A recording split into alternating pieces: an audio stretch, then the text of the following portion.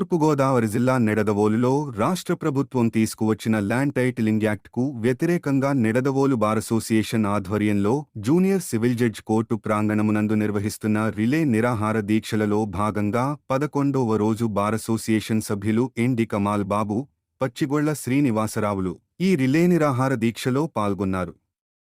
ఈ కార్యక్రమంలో bar association president Mulagala Ravikumar, Nakka Venkateswararao, Sagar, Matti అర్జునుడు, ముప్పిడి మంగయ్య, ఎన్.డి. మహబూబ్ మరియు నిడదవోలు బార్ అసోసియేషన్ సభ్యులు మద్దతు తెలిపారు.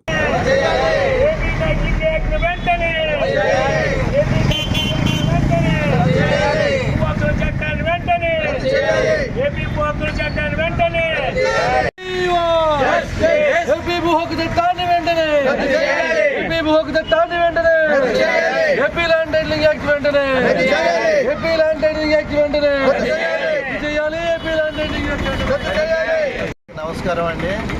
మేము చేస్తున్న ఈ నిరాహార దీక్ష 11వ రోజుకి చేరింది. మా దీక్షకు మద్దతుగా అన్ని సంఘాల వారు కూడా తమ మద్దతును తెలియజేస్తున్నారు.